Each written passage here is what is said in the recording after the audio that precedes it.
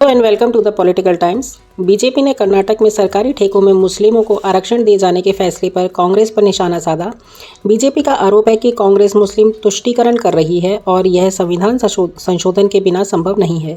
रविशंकर प्रसाद ने कांग्रेस से औरंगजेब विवाद पर भी स्टैंड ऑफ करने को कहा। इससे संविधान विरोधी बताया। आगे बढ़ने से पहले आपसे उम्मीद है कि आप वीडियो को लाइक करेंगे और चैनल को सब्सक्राइब करेंगे। बीजेपी ने कर्नाटक में मुस्लिमों को सरकारी ठेकों में आरक्षण दिए जाने को लेकर कांग्रेस पर निशाना साधा है। पार्टी ने कांग्रेस पर वोट बैंक के लिए मुस्लिम तुष्टीकरण के साथ ही संविधान बदलने का आरोप लगाया है। बीजेपी ने कांग्रेस से मुस्लिम वोट बैंक परस्ती को लेकर भी सवाल पूछा।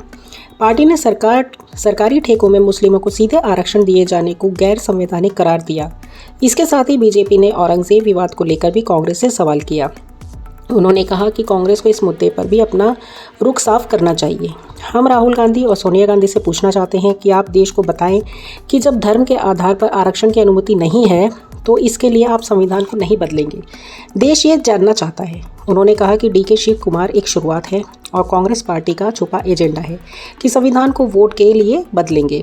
बीजेपी नेता ने कहा कि सरकारी ठेकों में मुस्लिम को सीधा 4% आरक्षण देना यह पूरी तरीके से गैर संवैधानिक है, लेकिन फिर भी कांग्रेस किए जा रही है।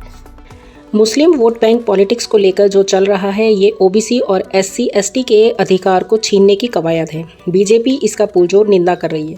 बीजेपी नेता रविशंकर प्रसाद ने कहा कि सच्चाई अपने आप सामने आ जाती है। पिछले 2-3 साल से कांग्रेस का हम पर आरोप है कि हम संविधान बदल देंगे।